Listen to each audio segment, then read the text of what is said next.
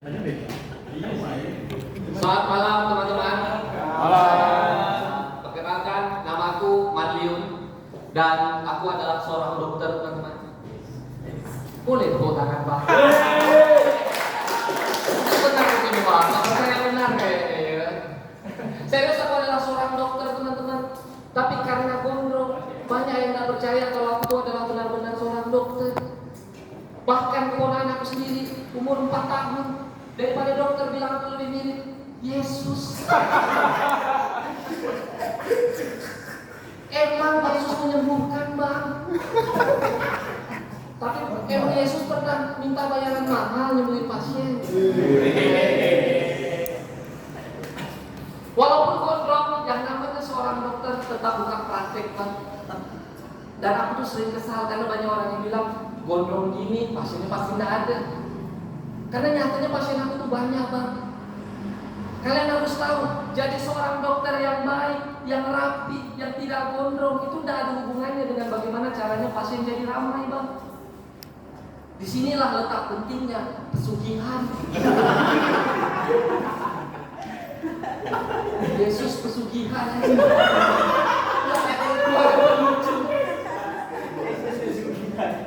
Udahlah kafir, sirik aja.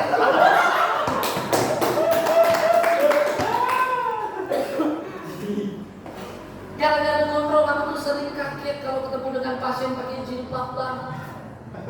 Kemarin ada pasien datang ke praktekan aku, ibu-ibu pakai jilbab, datang dengan keluhan khawatir. Maksud aku, ibu-ibu pakai jilbab syar'i. Elzata merek jilbabnya, Bang. Khawatir dari Yesus. Maksud aku, ibu ini khawatir bukannya sholat, bukannya ibadah, malah nyari Yesus. Tapi karena timingnya tepat, aku baptis juga ini.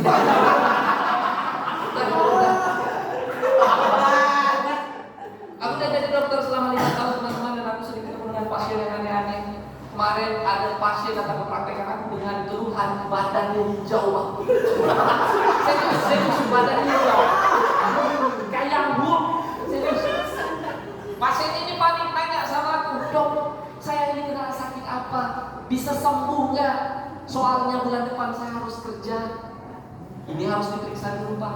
Aku periksa. Setelah aku periksa, ternyata pasien ini adalah pasien dengan kulit hitam, kena sakit kuning, Bang. Ini hijau ini.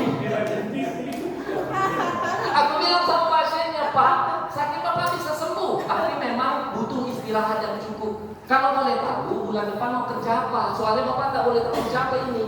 "Ya, Dok, bulan depan saya harus kerja. Mau gathering sama Avenger." Benar sih.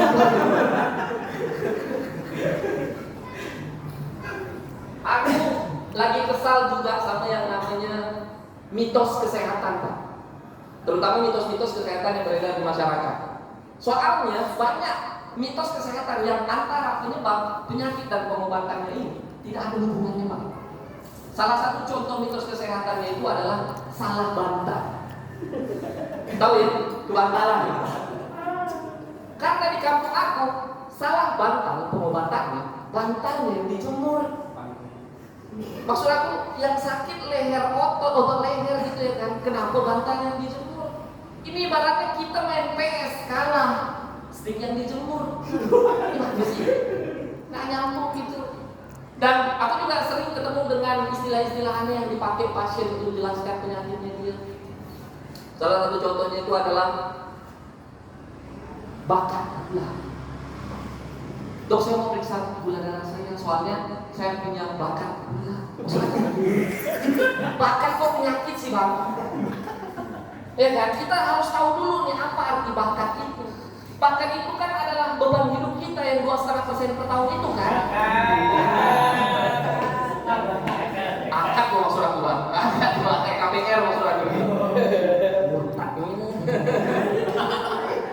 Aku sekarang lagi kesal sama pasien yang tidak ngerti konsep UGD, Bang. Buat yang belum tahu, UGD itu adalah unit gawat darurat.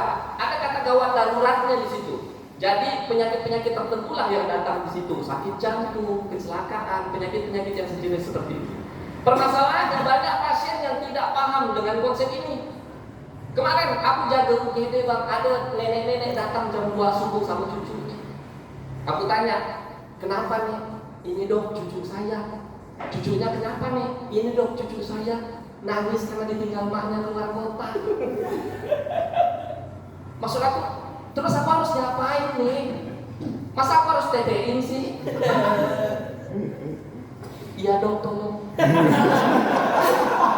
Udah saya tisu. Tapi oke lah, kita masih masuk akal karena nenek ini mungkin panik. Cucunya tidak berhenti nangis, makanya datang ke UGD. Sampai aku pernah dapat pasien jam 3 subuh, kakek-kakek datang ke UGD, pas aku yang jaga. Aku tanya, kenapa kek? Apa keluhannya? Ini dong, ketiak saya gatal. Di mana gawat daruratnya bang? Maksud aku kalau ketiaknya gatal ya digarung dulu ya kan, daripada orang UGD. Mana sih? Tapi namanya dokter, pasien udah datang ke rumah sakit tetap aku layani. Aku tanya, karena aku berpikir mungkin saking gatalnya malam ini dia sampai nggak bisa tidur bang, makanya dia datang ke UGD. Mungkin pikir seperti itu. Makanya aku tanya, sudah berapa lama ketiaknya gatal kek? Ya dok, ketiak saya gatal sudah 2 tahun. 730 hari bang. 730 hari yang lalu dia kemana? Kenapa mesti datang subuh ini pas aku yang jaga bang? Kesel gitu. Tapi itulah namanya dokter, pasien sudah datang walaupun dengan keluhan aneh tetap aku obatin. Aku kasih obat, aku salepin. Terus aku tanya sama pasien, gimana pak? Sudah sembuh? Sudah enakan? Belum dok, masih gatal. Aku berpikir kan, aku bawa pasiennya ke ruang tindakan, aku ambil alkohol, aku ambil sabun pembersih luka, aku cuci pak. Dan aku cuci, aku tanya sama pasien, gimana pak? Udah enakan? Ya dok, agak enakan. Makanya mandi pak. Langsung datang ke UGD, jam 3 loh.